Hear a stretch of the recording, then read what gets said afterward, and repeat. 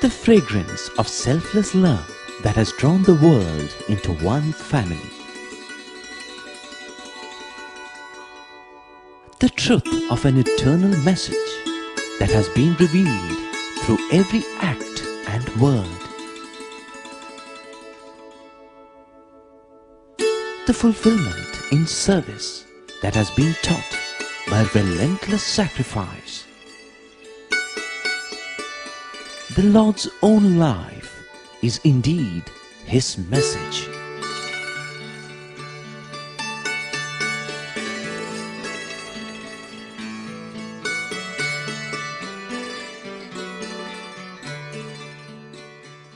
Sai Ram, greetings from Prasanthi Nilajam.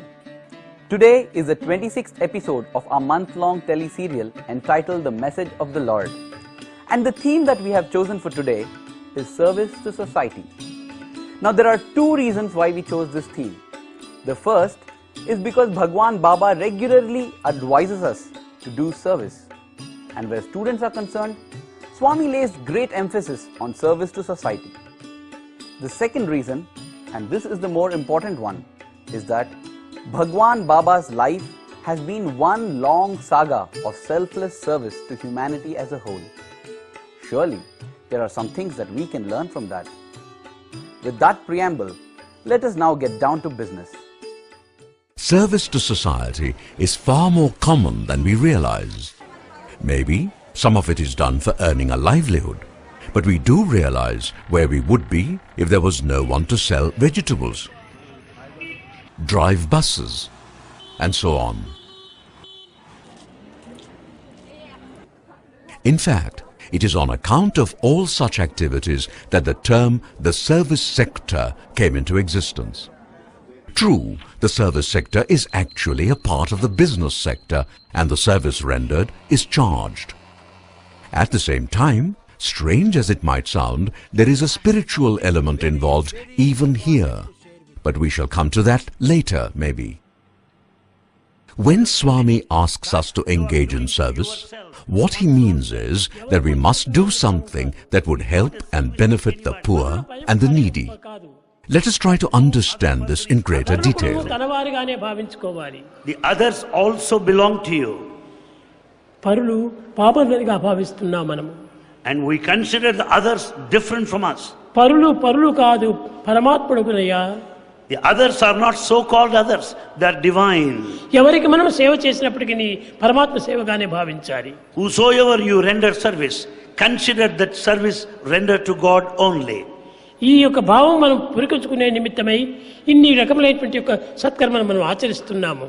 Only to foster that feeling, we undertake so many service activities. ఈ service activities అంతా కూడాను ఎవరి నిమిత్తం చేస్తున్నామని మీరు గుర్తించాలి.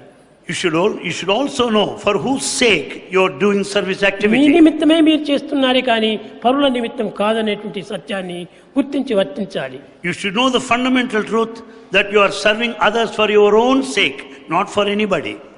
ఈ విధమైనటువంటి యొక్క స్వార్థరహితమైనటువంటి యొక్క ప్రేమలో మనం ప్రవేశించి we should have that selfless love in full. మనం ప్రపంచంలో మనము తగినటువంటి సేవల లోపల మనం పాల్గొనాలి. And we should participate in service activities in this world. For most of us, service normally means feeding the poor, running medical camps, and that sort of thing. Such grassroots service is very important, and its value should not be underestimated. In fact, there are many groups engaged in such activities throughout the world. There are people who help the handicapped, people who aid children, people who assist the aged, and so on. When Baba wants us to engage in service, does he want us to do this sort of thing? మీరేదో కొన్ని విధమైనటువంటి పరోపకారం చేస్తున్నామని భ్రమిస్తున్నారు. You imagine that you have been helping others. ఇది కేవలము గొప్ప సేవలు కాదు. They are not great service anyway. ఆ భావములు హృదయమునందు ఏమాత్రం కూడాను ప్రవేశించకుండా చూసుకోవాలి. See that such feelings don't find a place in your heart. అప్పుడే నిజమైన సేవలుగా రూపొందుతాయి. Then only it will be true service in spirit. Service అనగా ఏమిటి? What is service?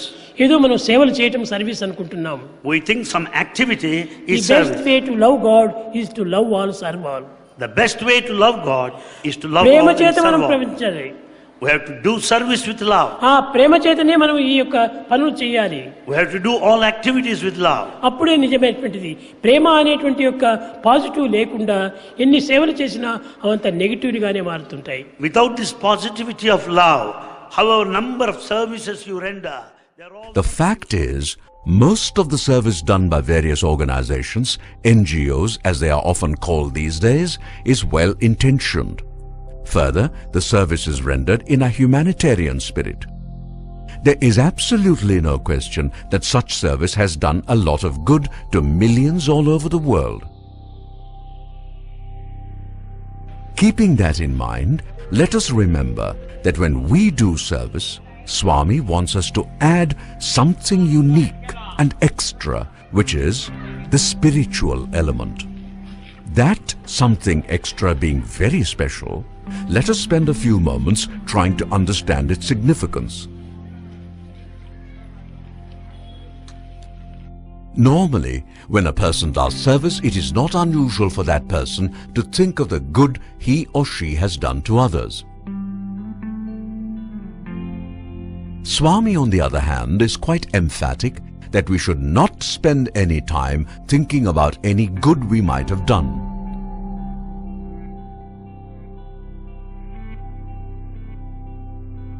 What is more important, says Baba, we should reflect intensely on whether doing service has made us a better person in any way.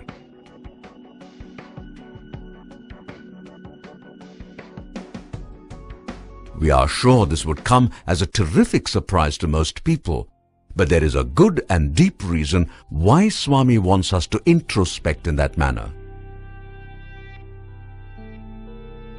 He says that while it is true service when it is always rendered to help the needy, for a person on the spiritual path, service means something much more. Baba adds that there are three things a person must pay careful and serious attention to. Firstly, the person must not expect any reward or appreciation or even a pat on the back for rendering service. Maybe others might praise the person for his or her dedication, commitment, etc. However, that praise must sit lightly and not go to the head. Rather, it must drop off like water from a duck's back. Next, the one who renders service must see God in the one who is served. This is very important. And this, by the way, is the reason why poor feeding is invariably referred to as Narayana Seva in Sai circles. It is never called poor feeding, although in practical terms that is what it often is. Thirdly, at the end of this service, let me think. Has it helped me in reducing my ego in any way?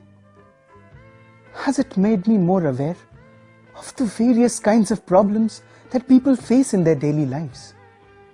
How widespread is the problem?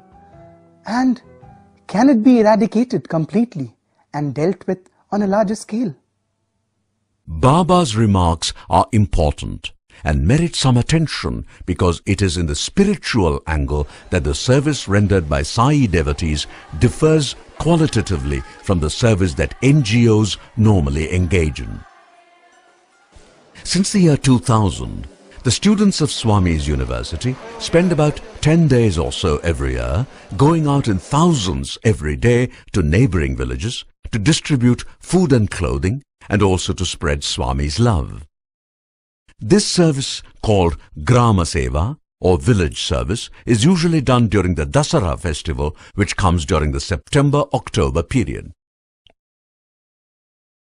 Many outsiders often say, "You know, it is all nice to take out students to villages and all that, but frankly, what can one day of service in a village once a year do for that village? I'm not sure it is worth it." Superficially, what such critics say might appear to carry some meaning, But look at it this way. There are a little over 400 universities in India.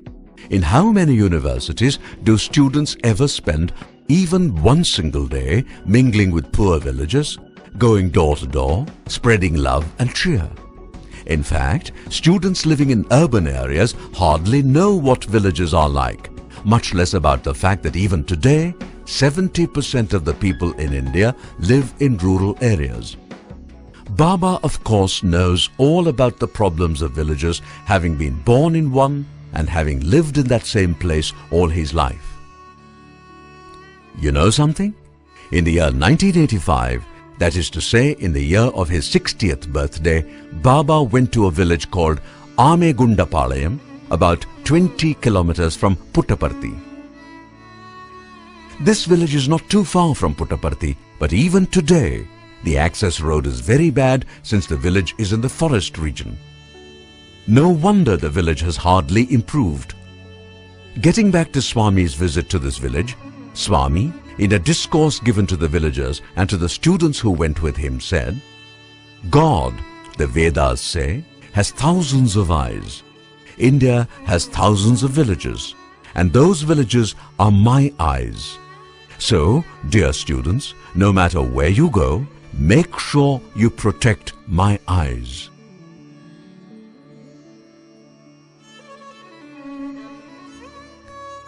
What could be more clear? It is because of that early signal, plus the training that students get during the annual Grama Seva, that many ex-students now do rural service all over the country, wherever they are, especially during weekends. Now, are there other universities whose graduates do regular village service in a similar manner after they become employed? None at all.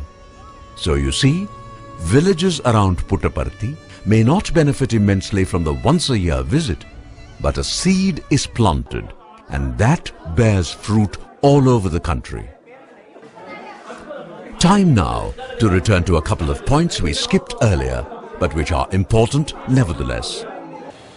Let us go back to the service sector. Today the service sector is huge, with people engaged in all kinds of activities. All these activities, be it driving taxis, or working as nurses, or doing construction work, or any other activity for that matter, involves people engaged in some kind of work that benefits the public at large in some manner or other. A traffic policeman serves society just as much as a doctor and a teacher do. True, the airline staff, the teachers and the policemen all do their respective jobs for a salary. But remember, often they do much more than what one might expect them to do on the basis of salary alone. During the famous 9/11 attack in New York City, so many firemen belonging to the New York City Fire Department lost their lives.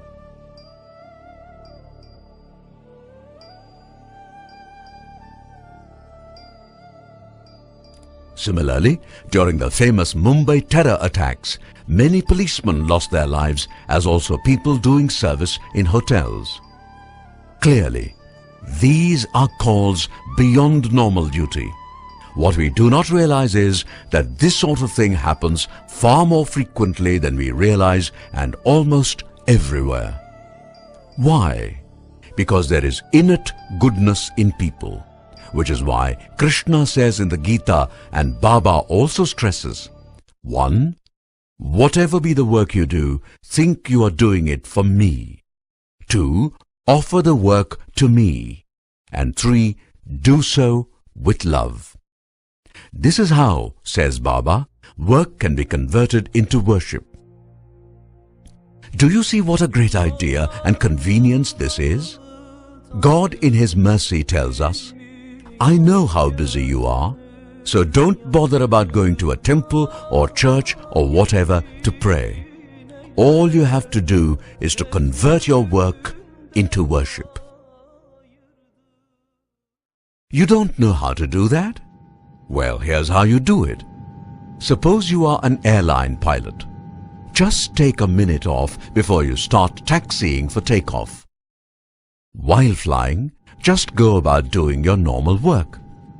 But when you land and your aircraft has come to a stop, take a minute off to offer thanks to God and offer the entire flying to Him. Your spiritual bank account would register a huge deposit. You can do the same thing if you are a doctor. Just say a short prayer before you start the surgery. After that, just be busy about your surgery. Concentrate on your work, for that is critical for the patient. It is when you do that, you treat the patient as God.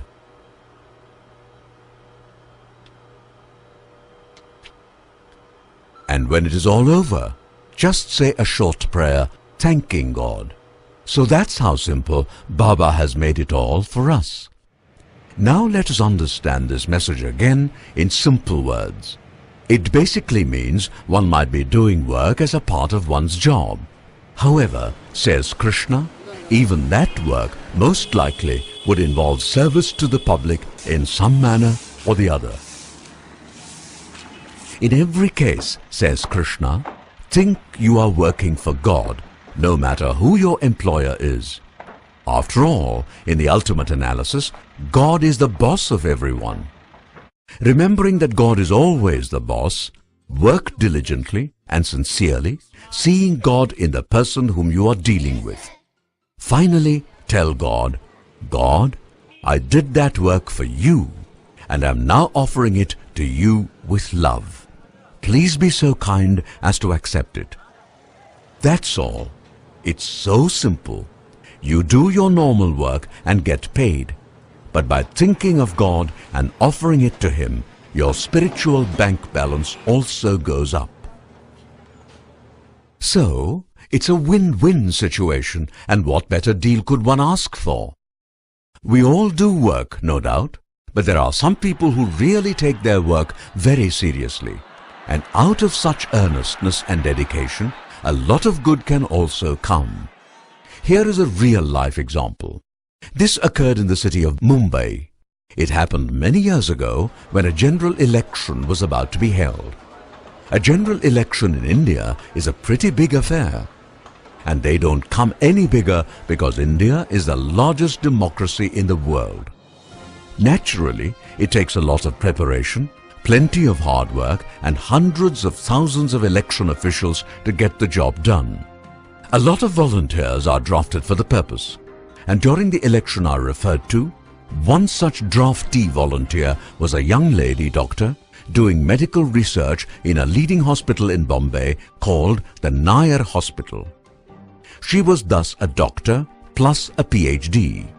So when she was drafted for election duty, which many consider as routine and mundane work, many of her colleagues were very angry that a PhD was being taken away to waste her time doing some silly election job.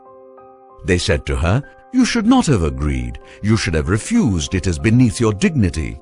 The lady just smiled and said, "Well, I had no choice, and so I agreed."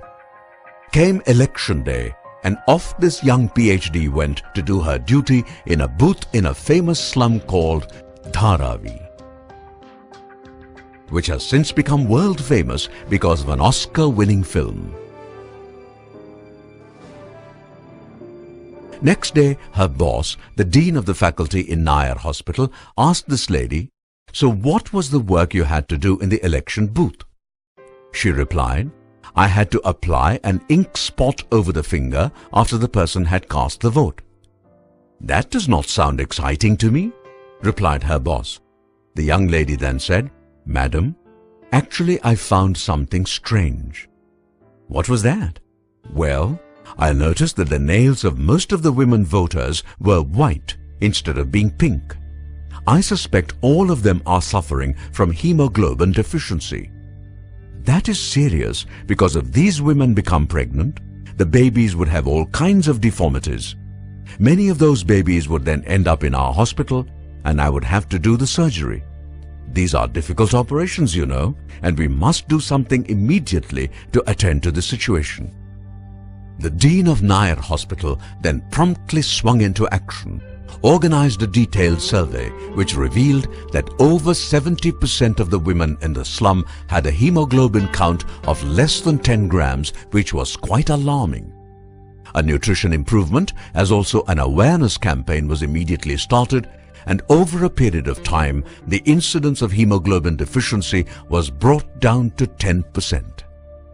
Here then is a wonderful example of how a young and highly qualified lady treated a mundane job as important and was alert enough to observe something she need not have bothered about, as a result of which an entire slum benefited.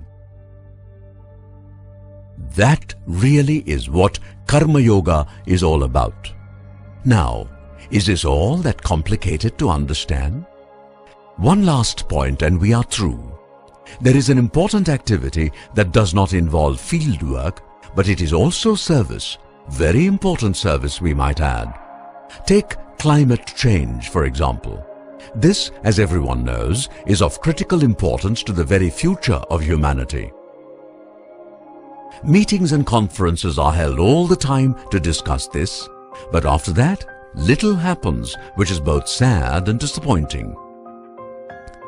The reason why most of these conferences end in stalemate is that the people attending represent different interest groups, each of which is keen to protect its own self-interest.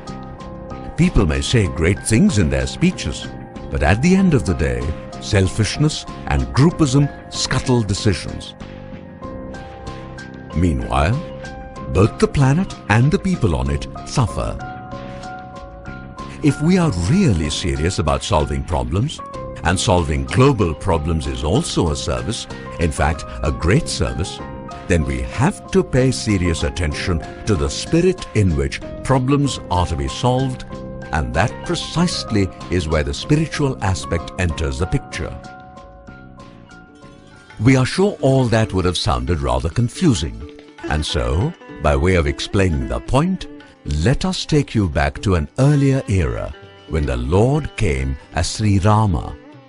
People in India know all about the Rama avatar, but for the benefit of people overseas who might not be aware, this incarnation took place a long time ago. Some might have witnessed the celebration of the birth anniversary of Rama, which usually comes in the March-April period. It is not possible to go here into the story of Rama, nor is it necessary, since Baba has talked about it many times. Besides, he has also written a book about the Rama avatar. Towards the end of the Ramayana, Rama invades Lanka in order to wage war against an evil king called Ravana, who was the ruler of Lanka. Earlier, Ravana had abducted Rama's consort Sita, and it was to punish Ravana as well as rescue Sita that Rama invaded Lanka. That is the historical background to the incident we are about to narrate. When Ravana comes to know that Rama's forces are invading Lanka, he hurriedly calls all his counselors for a meeting. He begins the meeting by saying that the advice one receives from one's counselors fall into three categories: the good, the mediocre, and the bad. Good advice is arrived upon by the counselors by unanimous decision. It seeks good for all and is supported strongly by the scriptures. Mediocre advice is based on weak consensus among the counselors holding differing points of view. Bad advice or third-rate advice is basically a cacophony, where the advisors hold strongly to their own points of view and shout down their opponents. It becomes something like a competition, and nobody bothers about the viewpoints of others, even though they may be valid. These words might have come from a so-called bad guy, but they are worth reflecting upon nevertheless. Why? Because they explain why the manner in which we are currently trying to solve all problems is actually a mediocre approach. The point is simple. If we engage in horse trading while trying to solve really serious problems, all we would get in the end would be an anemic consensus. And that after spending a huge amount of money to hold the conference. Experts invariably use their head to solve the problems. The head is very good in creating problems, but very poor in solving them. And that precisely is where the heart or the spiritual element comes into the picture. Incidentally, it is ironic that the perceptive remark about what constitutes a good piece of advice came from Ravana, who got into a problem himself because of the mischief done by his head. So you see, service is not just poor feeding, running medical camps and things like that. It is a term that covers a broad spectrum of activities, including the work that we do. Anything becomes service if it is done with God in mind as an offering to God. That is how service becomes spiritual and work becomes worship. And that is what Swami has been telling us repeatedly, again and again. That is all we have today for this episode. We hope that you join us tomorrow for the next episode in this series. Until then, Jai Sai Ram.